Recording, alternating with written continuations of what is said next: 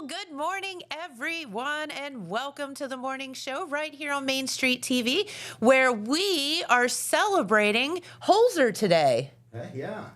And we got the big man himself here, or one of the big mans, to be here to talk about all the great things about Holzer and the history, the long-term history that Holzer has had within our area. And Todd Fowler is here, and you are the Executive Vice President and the Chief Operating Officer. Did I get all that right? You got it.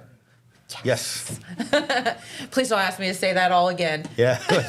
Once is good. Okay. We got it under control. But no, Todd Fowler is here today, and we are going to talk about Holzer as an entity. Also, Holzer and Jackson celebrating, can you believe this?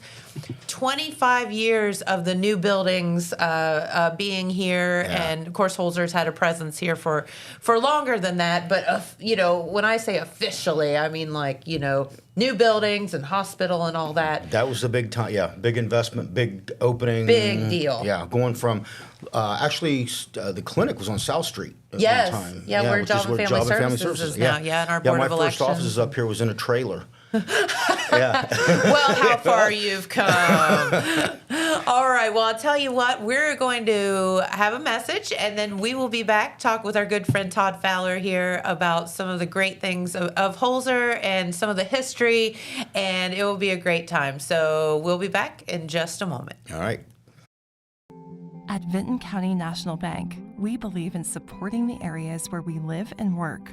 Now, we'd like to honor those who also serve our communities. Our new Community Champions account is especially for first responders, veterans, active military, and anyone employed in the fields of healthcare or education. This account offers rewards, discounts, and other benefits to those who give so much to others. Vinton County National Bank, rewarding those who serve. All right, and we are back with our good friend Todd Fowler from Holzer, and we're going to talk about, you and I have talked about this a few times of getting, you to actually be able to come on the show. We talk to the docs all the time and talk about the things in that manner, but we don't talk about kind of the administrative part of Holzer and how that all works. So here you are finally. Yeah. I'm back. Yes. I don't know. We were talking. been I've a not been in while. a new studio. Yes, you haven't been here since we moved. That's been a few years, I think, now. Something close to that, anyway. I trust you. Okay. We're just going to go with that. Everything for me is a few years. That way it doesn't sound like I'm old. Thank you. Yeah. Just a few years ago. I graduated high school a few years ago, college a few years ago, all of that. That's And so perfect. did you. Yes, I did. See? Yes, several fews. Several, But that's okay. a few views. Well, I'll tell you what, Todd, we're so happy to have you here today. And Holzer is celebrating, 100 years of being? Or am I right about that? Yeah, around 1900, the Holzer family, Dr. Holzer Sr., started Holzer Hospital in his house. I think it's on 2nd Avenue in Gallipolis, Ohio. Wait, what? Yeah, that was how they did things back then. If you were sick, you found a bedroom in the doctor's house, and they took care of you there. Did it really? Was that a thing? Yeah. Well, I will say, there's this argument with my mother about the fact that of when her birthday is. And this goes back to what you're saying. Because she was born, she's from Vinton County. She was born on I think the kitchen table or something. Yeah, probably. But by the time, on a certain day, but by the time the doctor got there, it was like a day or two later. So that's what the doctor said when she was born. But she was actually born, different. So she's like, So it's this whole controversial thing, and it has been for years. So yeah, I get what you're saying it was a little different back then. It was a lot different back then. So you literally came to the doctor's house and you stayed there if you really needed it. That's right. Yeah. And then First Avenue in Gallipolis, right behind where his house was, is where what is today is Holzer First Apartments. Senior living, no connection to our organization now, but that's the old That's the old hospital, and then right next to it, the French Art Colony, is the house that Dr. Holzer junior, I think, because there's senior that started it, then junior came back and worked with him for his career. Really? But, yeah, the First Avenue site in downtown Gallipolis. So, and I can't remember the exact, it was in the 80s when Holzer came into Jackson County. Okay. All right. And then at the Job and Family Services building and I remember being a little girl and going, to that facility and even up through, it may be, it would be my college career. Yeah. It was still there, I think. And Dangerous right next to Cardo's, too. That was. No. It's not good. Walk out in the afternoon. It's wonderful, but not good. It's a temptation none of us need, at least for our weight anyway. But no, that is really, really cool. So Holzer certainly had a presence here in Jackson for many years, but then around 2000-ish, the clinic, and then what we call the clinic. Mm-hmm. Right. If you're old like us, you call it the clinic. Right. And the hospital then were built. Were they built about the same time? I can't remember exactly. Yes. In fact, the original plan was for the two organizations to build one building in one location, and a lot of reasons why that didn't work out. And we ended up having the location on Burlington for the hospital and the location on Pattonsville for the clinic. Okay. They were under construction at the same time. So as a contractor, especially as a contractor in today's world, you realize, wow, two major construction projects in one community going on at the same time. Very difficult for both organizations to find the labor, et cetera. But used a lot, almost as much local, and that's where a lot of my connections with Jackson came from. Sure. Is being involved with one of the construction projects, is meeting a lot of the contractors and people that were helping us do what we needed to do at that time. So it would have been in the mid-'90s when we first started looking at it. I remember meeting with Bob Bowers and Dr. Jim Fisco and a few others in Oak Hill at the time, talking about at the hospital in Oak Hill. There was an Oak Hill hospital, right? The older hospital was just too old to maintain to current standards. Sure. So the hospital system realized they needed to do something different. So we were meeting on a regular basis about how we would put the two together, and it didn't happen. It ended up being two separate facilities. Interestingly enough, though, in today's environment, we have a merged system. So all of the Holzers that you see out there today are all under the same leadership, same organization. Yeah, and I think that's maybe a little confusing to people, and we don't want to dwell on it, but at that time when those two buildings were built, there was the clinic and then the hospital were kind of two separate entities, right? Correct, they were. And it went that way for a little while, and then there was a kind of the merger. We say both opened in Jackson in 2000. It was not until March of 2012 that we fully integrated the two systems. So it was over a decade. Yep. That in Jackson, everywhere, but in Jackson, we operated as two different systems. It was interesting, though. We did a lot of things together.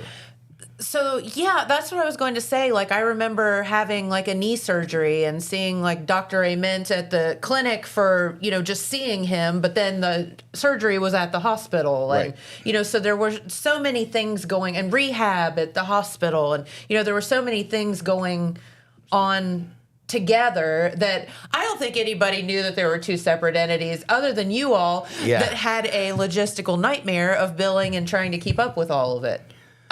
And when I was here in Jackson at the time in the early 2000s, yes, people thought that, I ran all of the facilities and assisted living up on the hill above the hospital, the dental practice, Jenkins Clinic, and it's like, no, I only have the building on the hill with the blue water tower. Right. And the one up on the hill, that's what I like to say. That's what I said, Yeah. So, and it was, so honestly, it was kind of a need-to-know basis. Unless you needed to know, it didn't matter to you. Didn't matter. No.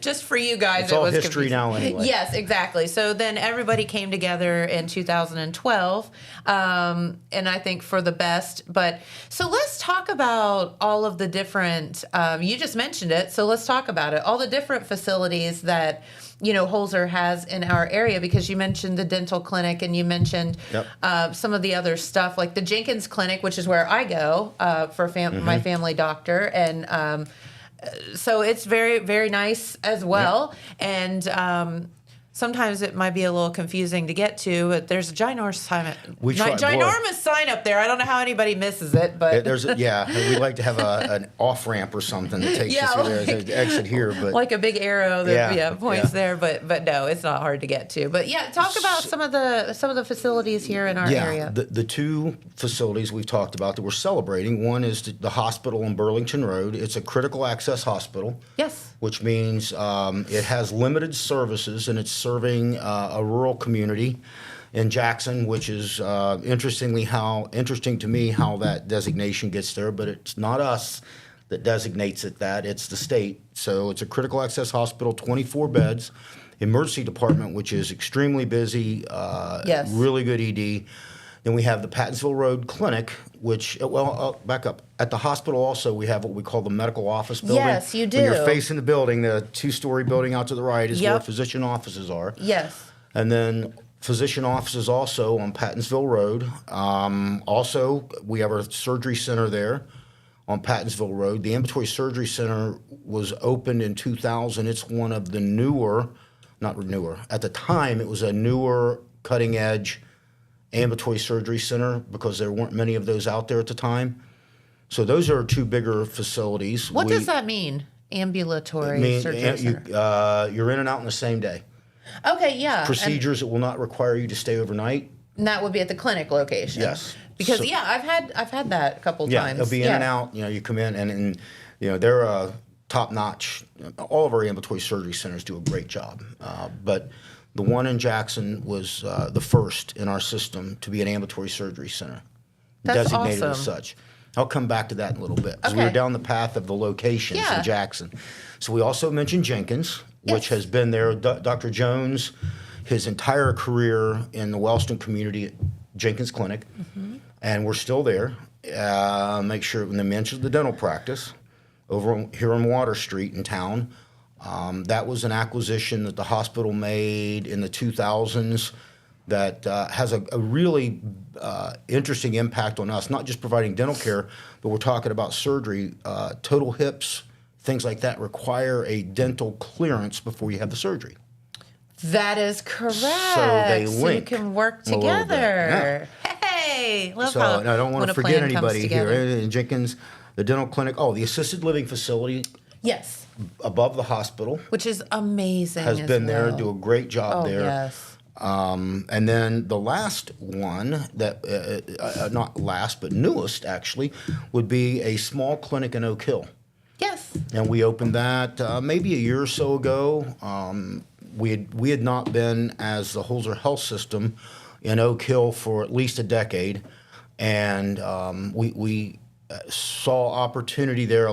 We did a demographic search. A lot of our patients that we were treating in other facilities came from Oak Hill. So one of the things that Dr. Holzer Jr. believed in is we need to take the healthcare to where the patient population is, where we can. Love that. So we did that in Oak Hill.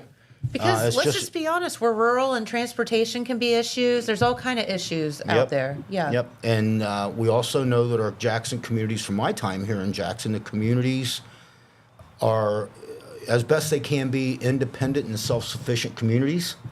Sure. Is that fair? It is fair. So Oak Hill would like to have their health care in Oak Hill and Wellston with the Jenkins Clinic, there, and then in Jackson. So now, I hope this isn't a touchy subject, but while we're talking about it, I wanted to bring it up. There was a Holzer kind of like offshoot there in Fru's Pharmacy, correct? Correct. So what was done there, or will that be pursued somewhere else? Well, first I'll describe what that clinic was. Yeah. And we still have one of those in Gallipolis. I'm trying to think that we call and one in Athens at a Walmart. They're retail clinics. There was a push 15, 20 years or so ago in the industry by CVS's, Kroger. Minute Clinic was in Kroger and CVS. So there's this push to take the providers where the patients are. Sure. There's a push by the retail chains to open up nurse practitioner or PA clinics that had limited services but were easily accessible. Okay. Fair. And we did that first with Walmart. I've been to Bentonville. That was an interesting experience. Whoa. Yeah, I went to that we could do a whole show on. Oh, a whole show there. Yeah, it was interesting. That'd be so great. we went there and met with them about putting a facility or a service in Athens, which we still have today. Okay. And then we started working with the Fruth Corporation to put some in some of the Fruth stores. So they serve a different purpose. They have very limited services. Our situation in Wellston was such that Fruth was closing some of their stores, and Sure. Wellston was ones they closed. So to those in the Wellston community, we wanted to stay open. We tried to stay open, but it's a foot traffic type business, Yeah. and we just couldn't. You can't be the only thing there. We couldn't, yeah, and plus we were taking up a couple hundred square feet in a 9,000 square foot building, which was difficult. So we've looked at other Plus, they opportunities. need to market the building. Let's just be honest. Yeah. So, Well, we've looked at other opportunities there. I think that what we decided at this time is our presence in Jenkins sure. has been a long-standing presence in Wellston, and we're staying at Jenkins, obviously. And for the time being, that's where we're going to do our business in that community. Love it. We have extended hours. We have walk-in clinics available. So it's not technically an urgent care, but if you need to be seen, you can go to Jenkins, call up, show up. You and we'll know, get you in. and I was talking about that the last time I was up there to see Diana Wright as my doctor, and a lady had walked in and she needed help for something, and they're like, just have a seat. Well, someone will be right with Yep. you. And I thought, wow, this is really cool. I just pay attention to stuff like that. I thought, this is really cool. She obviously needed some kind of help, and they were so kind and just said, Yeah. have a seat. Someone will be right with you. And it was just like, That's how cool. it should be. Welcome. Yeah, it should it be. should be. It should be that, but sometimes I feel like when you aren't a person, sometimes you stop being a person. Yeah. Not a Holzer, No, but well, just I'll tell you, in general. I have it in my notes that hidden under the table. But we at a board retreat years ago, 2015, wanted to redo our mission statement. Mm-hmm. And many health systems have a mission of we're going to advance the quality of care and blah blah blah. And it's something that's 10 sentences long that nobody can remember. Right. We in 2015 came up with a mission statement that's 8 words. Oh yeah. It's friendly visits, excellent care, every patient, every time. That's it. Love it. So easy to remember, and what you're just describing is what we aspire to. Now, the thing, and it's, as Dr. Stout, our current CEO, says, that friendly visit is unconditional. It doesn't mean that, well, I'll be friendly to Jennifer because she was nice when she came in. Yeah. Like, no. If Jennifer's coming in to see us, she may not be feeling well. She's maybe not Probably going to got be a little friendly. bit of attitude going on. Yeah. And that's why we should be friendly. Now, it's keeping in mind, we're individuals as well that are working the desk or the nurses. They have lives and things going on, so it can be a difficult time for them. So one of the things we talk about in orientation is, as an employee, if I'm having a good day, show it. Have fun, Yeah. be friendly, be outgoing, Yeah. so that if you're my coworker and you're not really having one of those good days, maybe I can rub off on you. Exactly. Because positivity breeds positivity, and the Yeah. other way around, but we're not going to talk No, we don't about want to that. talk about that one. See? No, I think that's really, really cool. And I feel like as if, those are the experiences that I've had at Holzer. And, I've mentioned here a couple times just my own personal experience. I think when the last maybe doctor that was in, we were talking about it, but, oh no, it was the nurse, the head of nursing. Lisa Duddy? Yes, When she was here? in. Yeah. And I just said, I remember when I had that surgery with Dr. Ament, Yep. it was pretty extensive knee surgery, like really extensive. And I had never really had a surgery before, and I was so scared. And they couldn't even get the IV in my arm because I was so like tense. Wouldn't sit still? Yeah, like I was just like, and the nurse came in and she said, "Sweetie, okay, we got to get this IV in your arm." And I said, "Oh, okay." And she said, "Well, how about I hold your hand for a minute?" And I remember this like it was yesterday. And this was when this was 20 years ago. I remember like it was yesterday. So she held my hand for a minute. Then she got the IV in and talked me through everything. And when I woke up, that same lady was holding my hand. Yeah. You felt like you never moved. Mm-hmm. Yeah. Perfect. And I just remember that like it was yesterday because she didn't have to do that. Yeah. And it was good. so cool. And I don't know who she was, but I told you our surgery teams are great. They are great. Absolutely. So that's just my personal experience, and it was a good one, and I remember it. Other than I remember Dad making fun of me because he said I looked like something about my eyeballs looked like 2 pop bottles or something because, you're a little out of it when you wake up. Yeah, you are a little bit out of it. Be careful what you say. Yeah. We've all seen those videos, right? What you say in post-op stays in post-op. Unless your parents are mean and videotape that's you, up right? to them. Yeah, absolutely. Well, I'll tell you what, we haven't really talked about you, and we have been talking about Holzer, but I do want to, let everybody get to know you a little bit because you are accessible as well.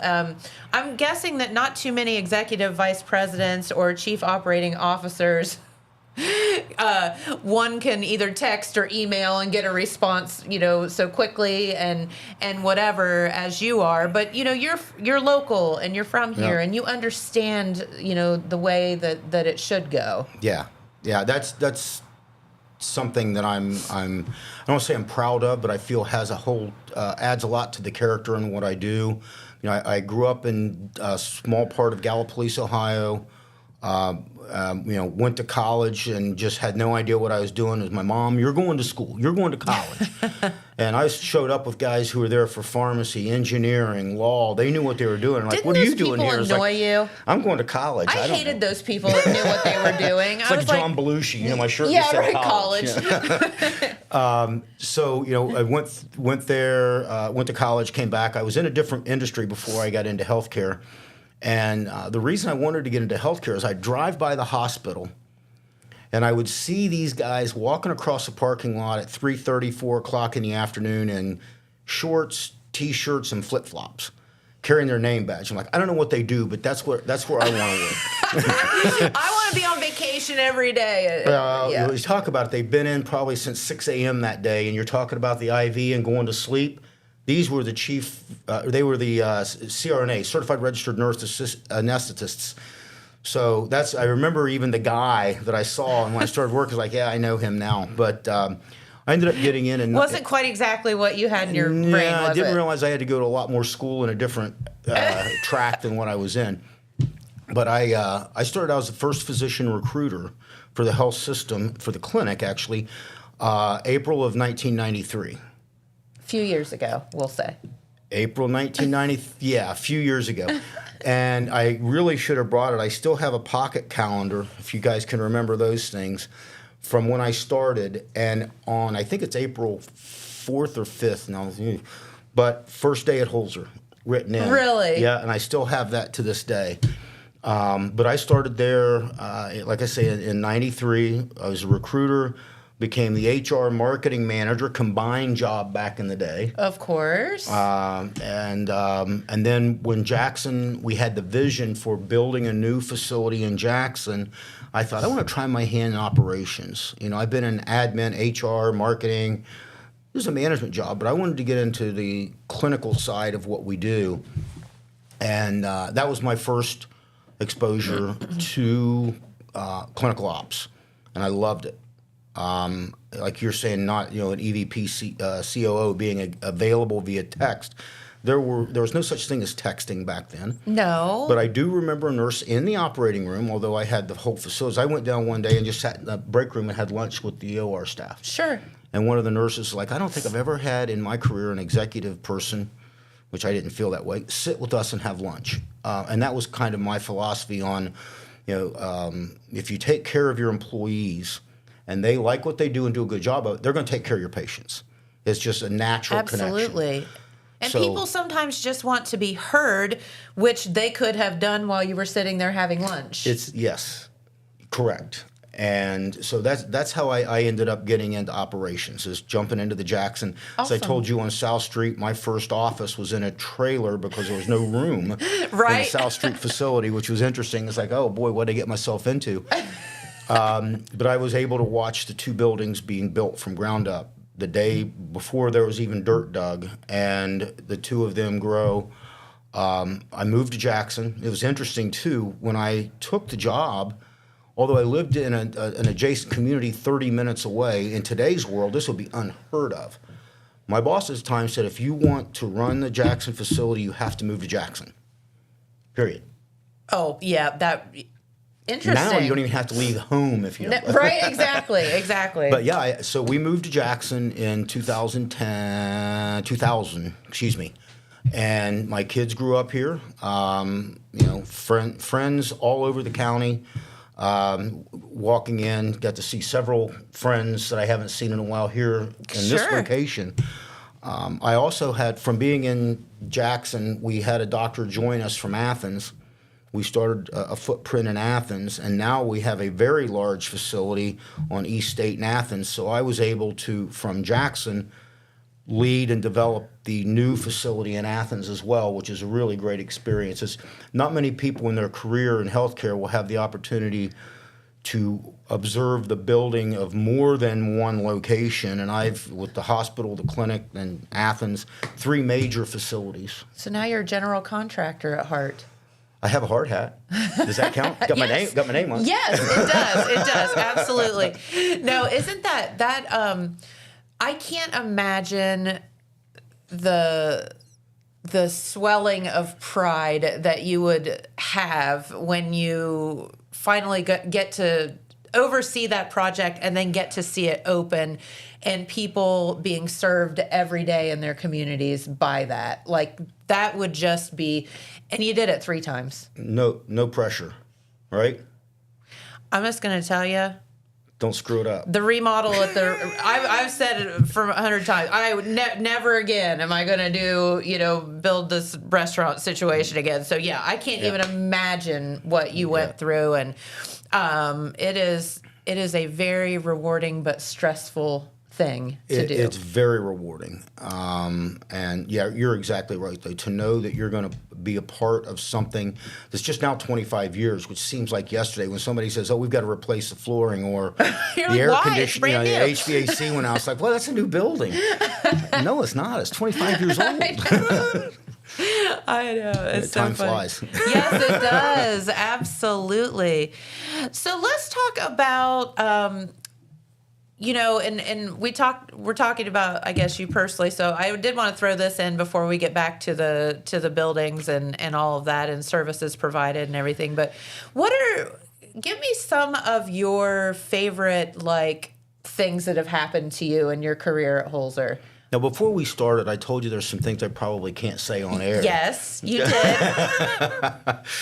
The things that let's see how I say this. The things I would remember the most, I mean, we're talking about the buildings and they were new and all that excitement, but it really is, it's the people. The people I've had the pleasure of working with in different stages of their careers, knowing that I've been doing this for a few years. Yes. And now I have employees that have been with us 5 or 6 years who I knew their parents. And Not that makes you feel old or anything. Yeah, I am the old guy, and I am the old guy in the executive team now. I guess if you dodge enough bullets and hang on tight enough, you can make it. But it really Or you is. just do a really good job. Okay, thank you. But it is the people. There's several of them that have been with this organization. They'll start right out of high school. And you were talking to Lisa Detty, Yes. who's our chief nursing officer. She She's started as a awesome. receptionist in the ED at Oak Hill Yes. Hospital. She and mentioned she's that now while the she was chief here. nursing officer. And I started as a recruiter.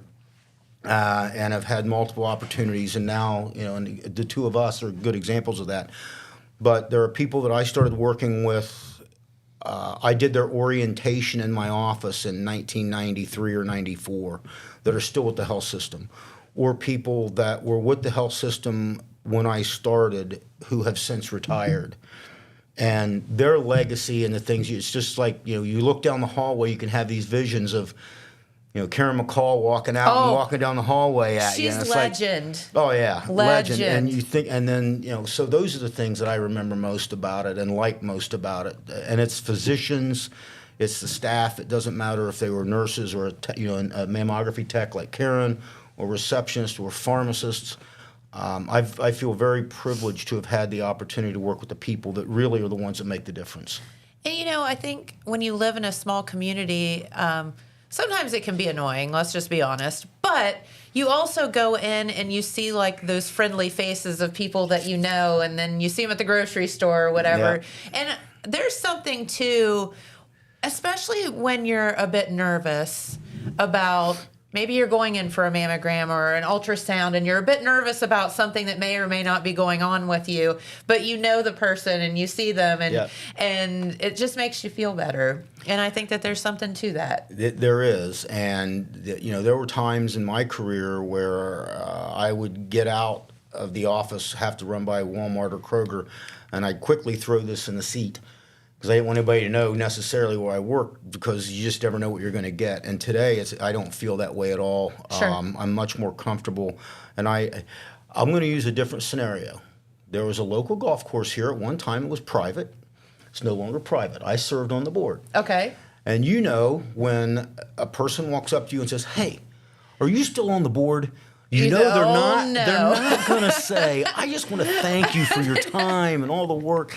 So there was a time when someone, "You work at Holzer?" And it's like, "Oh boy, I hope this is good." And most of them, not always, because we're human again, and we have differing experiences, some better than others. Sure.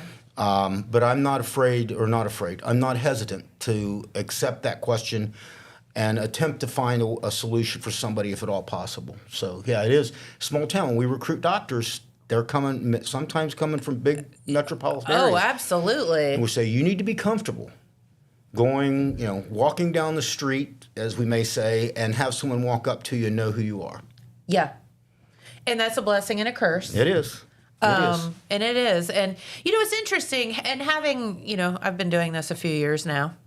And having... There it is again. I know. A few years. See how it works, though? It sounds great. so much better. But in having all of the doctors over, the past years come in, I don't know that I've ever had one of them say, "I'm from, Austin, Texas, or somewhere, and I hate it here." It's they knew what they were getting into when they chose to come here, and I think a lot of people embrace the small town feeling and attitude and that ability to serve in that small town manner. And I feel like, the doctors that come here are choosing to come here. They're not being forced to come here. They know what they're getting into, and they love it. They love our area, and it's beautiful, and they appreciate it.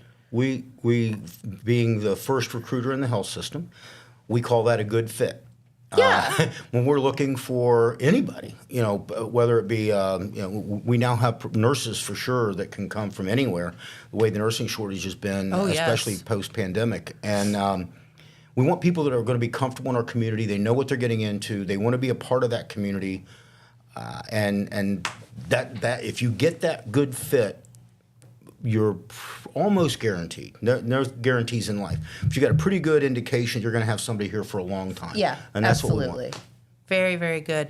You mentioned the pandemic, and I don't want to dwell on it, but there were certainly things that happened during the pandemic that have affected healthcare, and one of them being, I think, the nursing shortage. Yeah. And what do you see with that? What are you thinking? How are we going to overcome this as a a medical facility? And it's not Holzer. No, it's nationwide. Nationwide. And to put that in perspective, and you get why. Yes. Doctors, nurses dealt with horrific things that human beings should never have to see or deal with, and they were so just emotionally drained. Yes. And all the words. I mean, there's so many words. So I've had the privilege of working with an organization called the American Medical Group Association. They're a professional society with health systems across the country. Okay. And I served as chair of their Chief Operating Officer Council on a national level. Oh, so wow. I had the opportunity to meet with leaders in health systems across the country post-pandemic. Actually, I was supposed to have a 2-year term and then a 2-year post, but the guy ahead of me dropped out because of COVID, so I picked up his term, so I had a 3-year term as chair. Oh, great. Yay. But the things that we dealt with here locally were not only local, it was nationwide. Now, Yes. we were fortunate, and I hate to say, some people may not feel this way. What you saw on TV, we had to have the plastic over the doors. We had to have people don and doff when they went back into COVID units. And we had negative outcomes from this. Everyone did. And I think what it has done is a lot of people looking at career options. We were talking about this out in the hallway before with one of your staff members out here. Sure. People could choose to go into medicine and feel I've got a great career, great income, great benefits, et cetera. And I think the pandemic made people think twice about that and saying, geez, but then something like this could happen. Do I want to do that? Where's my Maybe mental I'll health stay come into in this? IT or finance. So we had a lot of people that would have historically gone into medicine, chose not to. So we definitely have an employment gap that started. And when you think about a 5 or 6, 7 year gap, it carries out over time. Absolutely. So we have trouble recruiting physicians. We have trouble recruiting nurses. We have traveling nurses that cost us a lot more. They do a great job and they fill a purpose. They're here because we don't have local nurses. So we're really trying hard. From the physician level, we have internal medicine and a family medicine residency through Marshall University, which helps us feed, if you will, the primary care. Absolutely. But there are other areas we don't have opportunities like that. And in nursing, in x-ray, in lab, we do a lot of things with the local educational institutions from high school up. Absolutely. To try to help kids realize there is a career in healthcare. Most people think I'll be a doctor or a nurse. They don't think about I'm going to be an x-ray tech or a respiratory therapist or a speech pathologist because they don't even know those things exist. Yes. So we do a lot of work, and we could do more to help our local students understand the career opportunities. And I think that's where it starts is early in the schools. Right. And, I think back about my high school career and all of that. And, there weren't, these kids that are going to Rio and high school and all that, like, I didn't even know that was a thing. I didn't either. It wasn't a thing when I was in school, just to make it clear that it wasn't. A few years ago. Yeah. But no, and I think now getting those kids early and explaining to them and showing them and getting them in internships and all of that is so very important. And we have Buckeye Hills and we have some of these other places that are getting these kids out and about quickly. Yeah. And that's great. So Yeah, it is good. we'll just have to keep on recruiting, right? Right. All right. Well, very good. So, let's talk about the future. What do you think? I was afraid you were going to ask me that. I don't know. Listen, Jen If you'd asked doesn't me in ever not 2019 ask a question that. Yeah, in 2019 or early 2020, if you'd asked me about the future, it would have been way different than what Okay. we're living in because of the pandemic. Sure. What would you have said back then? That's a tough one. I wouldn't have had the vision of the technology changes, the consolidations of health systems, the smaller rural hospital systems, finances. The Ohio Hospital Association has a small and rural committee. I think statistically 50% of the rural hospitals operate in the red, meaning they lose money every year. Absolutely. I could see that. So not to be political at all, but the big bill, get too much into the details, of $50 million is going to rural health care in this country. So $50 billion. How the states get that and how it gets allocated has yet to be seen. We as a health system or a healthcare industry don't want to live off of subsidies and support. We want to be self-sustaining. Sure. So that's the challenge. where we're going to be in years to come, technology is growing so fast. I mean, you know, I don't know how doctors like keep up with we all didn't even of... have, I mean, literally, when I started in 93, these didn't exist. Right. You know, and I remember getting my first Palm Pilot, which was a calendar, and you know, I was driving down the hill at Pattonsville Road, and I take off up on the highway, and I think, uh-oh, where's my Palm Pilot? It was up on the roof. It was. I found it, but yeah, it was. I needed a new one after that. But that technology is driving us so fast. Artificial intelligence. Not, you know, people talk about reading X-rays with artificial intelligence. You're still going to need, for the foreseeable future, a whole generation. You're going to need radiologists over reading that. Absolutely. But the quality that we're getting out of that. You may go in to see your doctor today, and where they've got a computer there and they're typing it yesterday. Mm-hmm. Today, they may be sitting there and say, I'm going to use my cell phone, if that's okay with you. I've got a virtual scribe in my cell phone, and it's going to document our encounter. And it is intelligent enough to pull only the information needed and put it in the medical records so that when you finish with your doctor, close their computer and your encounter is documented. Wow. So I think that those types of technologies are really going to drive healthcare in the future. Mm-hmm. And probably it's much needed, as we do have a shortage of human beings. Well, it's unfortunate but true. So here's one for you. So my husband, you know him. Todd can vouch that he is not a figment of my imagination. He is a human. No, I know who he is. I've seen him. Everyone thinks he's fake because no one ever sees him. It's But like, you know. He's like the Sasquatch. So I've only seen him pass by the kitchen doors. So I'm not really sure if it's him or not. I don't know. But no, he played college baseball, and then college baseball, and whatever. And I saw a thing on the TV this morning that starting in 2026, Major League Baseball is using what were their words? Basically AI, or they're basically using cameras to be umpires, but Right. there will still be umpires Under the box where they go in and review. But yeah. Yeah. So each team gets 2 reviews per game. Yeah. So there will still be the human umpire, but there's going to be that camera there that documents every single pitch and throw.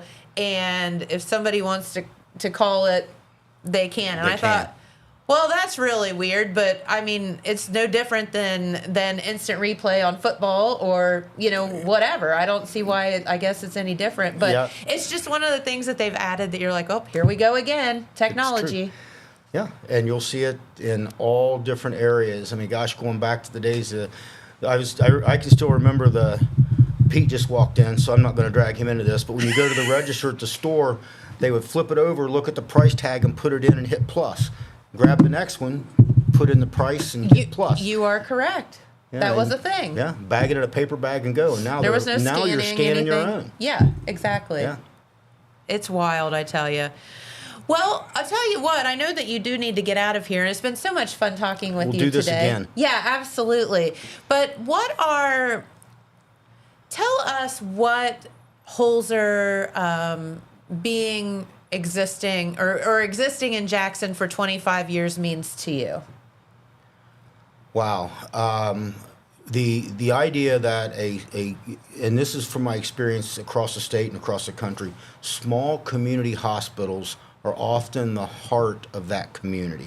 Sure. Your health system helps the community recruit for other jobs. Fortunately, in Jackson County, you have other industries that are worldwide as well. But for someone to know that when they move to Jackson County for a job outside of healthcare, to know that they have the healthcare available is, again, you talk about pride. That is more than just providing healthcare. That's part of the economic engine of the community. It's part of the well-being of the community. That's the kind of thing that makes me feel really good about what we do in Jackson. Sure. Good answer. Yeah. Thank you. See, if you were in a beauty pageant, you'd have won. Yeah. Face for radio. That was a great answer. Oh, you be quiet. No, I think that I agree with you, and you just have to be proud of, and we hope that you are, of the health system that Holzer has become. And as you said, there's always somebody or a bad experience here or there. But at the end of the day, I think you all do a real good thing for our community. Thank you. So, no, thank you. Well, I'll tell you what, Todd Fowler, of course, Executive Vice President and Chief Operating Officer of Holzer Health System. Sounds really fancy, doesn't it? It sounds really fancy. It does. Scares me. Well, I know, right? He's like, oh my God, I got it. The stress.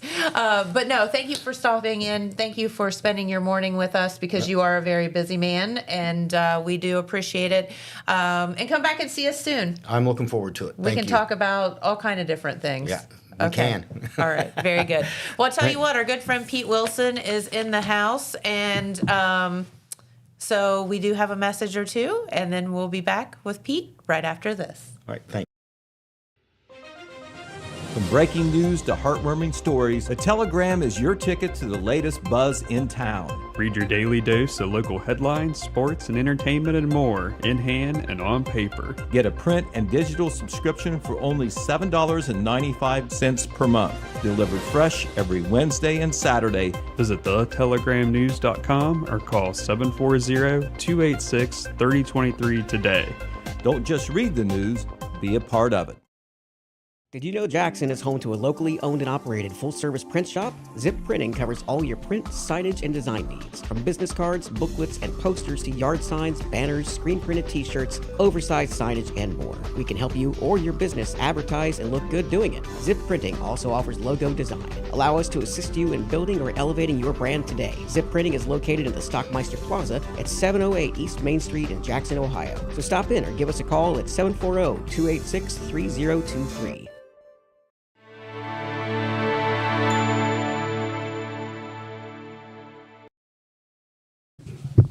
All right, and we are back with our good friend Pete Wilson and the news. All right. Okay. Well, always good to see Todd Fowler. It is. He's Great been, guy. Yep. Yeah, he's been really a part of Holzer for some time and very active in the community. I can remember when he was based in Jackson. He did a lot outside of the hospital. He was president of the chamber board at one time. Just a good, solid guy all the way around. And I know he's high on Holzer, but I'm sure that Holzer is high on him I would as well. say so. A good guy to have on your team, and I Yep. mean that sincerely. Okay, well, let's start with, we had the Apple Festival last week, and, we reported on that, all the pictures. We got a lot in today's paper, by the way, on that, so you want to check that out. But this always occurs, and it's a challenge for us.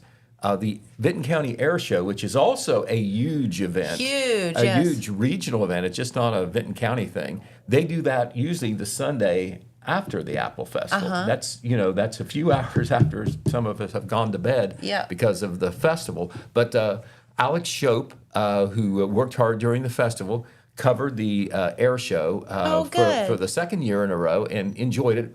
Adrian's going to put up a few pictures here. Here are some of the planes that were involved in the Vinton County Air Show. It was on Sunday, of course. And it was a big success. The Vinton County High School Band, that is Avery Bamfield with his back to the camera, doing the directing there. The band performed, did the national anthem and all that. That was kind of like the start of the air show right there. I think that scene right there. And they were busy. They were in the parade on Saturday night. They were in the band show Saturday afternoon. And by golly, they're up at the air show probably Sunday morning setting up. I would say you're right. Busy week for them. Here is one of the big military planes that was there at the air show. All sorts of aircraft that you can see on the ground and, of course, in the air. And as you can see, kind of like festival-style seating, you bring your own there because obviously it's not a spectator place normally. But it's a good way to get a crick in your neck, isn't it? Yes, absolutely. And just like the Apple Festival, they were blessed with good weather. Yes. The forecast called for maybe some rain coming in towards the end of the day Sunday, and it did. But this was after the air show for sure. There's a couple of the smaller biplanes that were shown that that did some maneuvers as well, and of course skydivers. And on the skydivers, one of the skydivers, I don't think we have a picture of this, but we had Santa Claus Yes. dropping in to herald the candy drop. Yes. And so that's just kind of like trick or treat via the airplane, kind of. You got it. Is what that is It's right a there. good thing. But we'll have those pictures and some more coverage from the air show in our next paper, not in Wednesday's paper, but in our next paper. But that coverage is coming and actually prepared and ready to go. And of course, we want to salute Nick Rupert and everybody with the Vinton County You got Pilots it. and Boosters Association. This is not like a huge army that puts this on. No. And if they did not have, it's a small dedicated group of pilots and boosters, if they did not have volunteers to help, the MacArthur Eagles do their delicious chicken dinners, which is a draw in and of itself. The band there, the football team to help with parking and all, it just would not happen. You cannot take all that for granted. So congratulations to them as well. It's so cool. All right. Also, we have news. We had, of course, nationally, the assassination of Charlie Kirk. Yep. Just dominated the headlines. And there was, of course, a big memorial ceremony out in Glendale, Arizona, a week or 10 days after his actual assassination.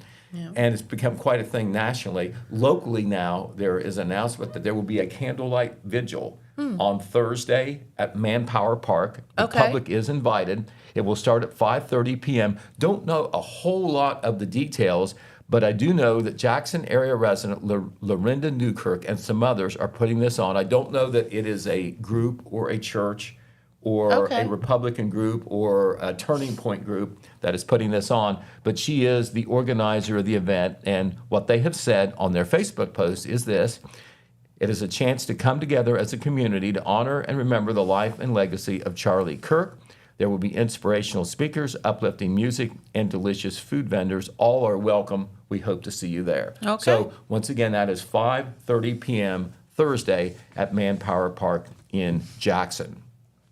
All right, one of the groups fairly new in Jackson County, and we know about it, we've had them on Main Street TV, is Jackson County Forward. Yep. That's not a huge group either, but they are certainly proactive in trying to improve our county in various ways. And one of the things that they are definitely most interested in, they kind of dovetail with the new Jackson County Board of Tourism, is in promoting and enhancing and whatever they can do the cause of outdoor recreation. Make it better and get more people involved in it. Sure. And not just as a tourist thing, but as a quality of life thing. Yeah. And they did this project. I noticed it on Facebook, and we had it in the paper, and we want to talk about it on Main Street TV.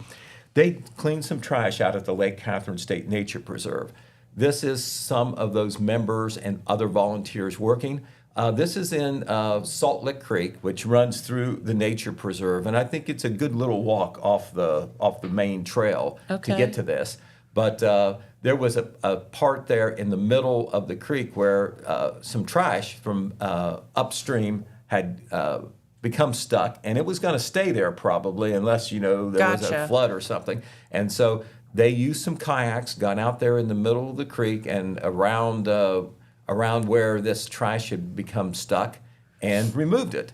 And so, if you're on that trail, and you know how beautiful Lake Catherine State Nature Preserve is, that is just a scar on the land, that trash. Even though it's not hurting anything, it's hurting the beautiful views out there. Yeah, and, that's not what that was intended for. Maybe a little bit of an environmental concern as well. But they did that on September the 13th. That was a week ago last Saturday. All that trash had accumulated on a log jam off the Pine Ridge Trail. Jake Morris from the Ohio Department of Natural Resources and Lake Catherine Nature Preserve Manager Colin Minnie were there, along with the Jackson County Forward members and other helpers. So hats off to them for that. Speaking of Lake Catherine, there will be a nature walk there this Sunday, September the 28th. And there is Salt Lick Creek, unspoiled in this picture right here. And so that is a great opportunity to go on a tour where it is guided, and you'll probably get some great facts that you would Absolutely. you see scenery on your own, but you'll get explanations, and they will point out things, the guide will, Yes. that you wouldn't have known. You wouldn't know what Exactly. you're seeing. Like, for instance, there's all those trees, but how many people, without doing a little bit of research, know that the Lake Catherine Nature Preserve is the home of the big leaf magnolia, which is normally more south. And they've always said, and I suppose this is still true, the northernmost range of the big leaf magnolia, they believe, is in Lake Catherine State Nature Preserve. Uh-huh. So, you can see that there, but if you haven't been to Lake Catherine and, it's a little intimidating for you to go on the rough trails there, or, you're just thinking, I don't know whether I want to do this myself, here is an excellent opportunity to do it in Sure. a group setting. It will be a guided hike, as I said. You go to the side on off the Beaver Pike, Lake Catherine Road, off there, and you go out there right to Lake Catherine. And at 11 a.m., that is where that guided hike will take off. They will talk about the ecosystems. They will talk about the native plants and animals as well. So that should be great. If you do go, wear closed-toe shoes. Dress appropriately for the weather. We don't know what that will be like by Sunday. And be prepared to walk on uneven terrain. But you will be with others. So And bring your bug spray. Exactly. All right, a couple other things that I wanted to say that we didn't have time for, but I think we do now. There was a proclamation at a recent Wellston City Council meeting to honor one of the Wellston City employees who won a pretty good honor. Cool. That young man is Gabe Lung, and he is the wastewater operator of record for the city of Wellston. And he won the F.D. Dean Stewart Award. It is presented to an individual for his or her efforts in plant operations, maintenance, and especially for the keeping of records in the report of operations. This covers 28 counties, so it's pretty special. And Gabe, on the left, is getting a proclamation from Wellston Mayor Anthony Brenner. So congratulations to Gabe Lung. Another person we want to congratulate, we have a true local martial arts legend in Jackson County. His name is John Perry. Now, that's not John Perry, the fitness guru Yeah. that has an office or a clinic in downtown Jackson. This is a different John Perry. He actually is a graduate of Wellston High School. He now lives in the Jackson area. And of course, a lot of what he's done is away from Jackson County, so a lot of people probably don't know this, but he is a 7th degree black belt, and he was selected at the recent Martial Arts Awards weekend held in Plattsboro, Texas. He was given a Lifetime Achievement Award. Wow. So that sounds pretty That special. is cool. He has been involved in martial arts for 52 years. He's an 1987 graduate of Wellston High School and has a master's of traditional Chinese medicine degree from the American Institute of Alternative K-Walk Wing Chun, whatever that is. Okay. But that's important. That's obviously important in Interesting. martial arts. So congratulations to him. He received that beautiful plaque you saw, a custom ring, and a polo shirt. And a 10th degree black belt, Lawrence Arthur, stated that the award that Mr. Perry received signifies his standing not only nationally but worldwide in the martial arts. So, when we have people from Jackson or Jackson County or Vinton County with these achievements that a lot of people may not know about because it's Yeah. not a local thing, it's a bigger than local thing, we like to let you know. So if you see John Perry out there, congratulate That him. is cool. He looks like a very nice guy. Remember that hydrant flushing is continuing in the city of Jackson. They started actually on Monday. They're starting on the south end, South Street, and they'll be working their way across the city from south to north. So if you pay attention and you see the city workers there around fire hydrants or whatever in your neighborhood, you probably will see brown water temporarily. Just let it run, and it will clear up. And that is something we can't say exactly where they'll be every day. It depends on their work schedule and all like that. But they think that the whole hydrant flushing and valve exercise maintenance will take about 3 weeks. Okay. And they started on Monday. We told you, we want to remind you that the Oak Hill Waverly football game, high school football game, will be played on Thursday evening instead of Friday evening. Do we know why? We know why now. Okay. Okay. you have trouble. This is almost a spectrum-wide problem for high school sports getting enough officials. What happened was the officiating crew that was supposed to referee Friday night for the Oak Hill Waverly game is unable to do it because of a death. I don't know whether it's a death of one of the officials or a death in the family, but that crew cannot work on Friday evening, so or is not going to work at all. So rather than get another crew, because they're all booked up, they got another crew to work on Thursday, because normally there are no games on Thursday. So probably that crew is probably working Friday as well, but they were available on Thursday, not on Friday. That makes so total there wasn't sense. some, other reason, for rescheduling that game from the school's point of view. It was simply to be able to have an officiating crew. And the fact that they couldn't get one not working, or not already working on Friday, shows you the fact that there are not enough sports officials. Absolutely. And football, is a very popular sport, probably the most popular high school sport around here. And if there's not enough officials for there, that tells you something. I would have to think being a football official would be, shall we say, quite a thankless job. I've done a little bit of it on a lower level. I will say I think basketball is a little tougher because the boo birds are closer to you. They are closer, and it echoes more, reach right? out and touch. They can reach out and touch man. and let you know if you made them. That is one of those jobs where it's not noticed unless they think you made a mistake. Exactly, but you never get thanked for the good calls, right? No, you don't, unless it goes your way. They kind of remember, oh yeah, he did a pretty good job. That down the middle call went our way, and that helped us win the game. So anyway, once again, Jennifer, we do have the latest edition of the Telegram out on the street. A lot of Apple Festival coverage in it, but a lot more in there as well, I promise you. Very good. I know firsthand. Yeah, Check us out. You kind of know, don't you? I do. Yeah. All right. Well, I'll tell you what. Thank you all so much for tuning in this morning. We greatly appreciate it. And tomorrow we're going to be celebrating National Comic Book Day, I hear. Okay. And our good friend Sean Langley will be in to talk about that. Am I right? Okay, because he told me he was. Okay. Well, he knows all about comic books. He definitely knows a little bit about comic books. And one books. heck of an illustrator. Yes. Right. Yes, for sure. All right. Well, we're going to get out of here for the day. We thank Todd Fowler for stopping by and telling us about his experiences of working at Holzer, and it's a great thing celebrating 25 years here in Jackson of those new facilities, and pretty cool. It is, absolutely. All right. Well, have a great day. We'll see you right back here in the morning. Bye-bye, everyone.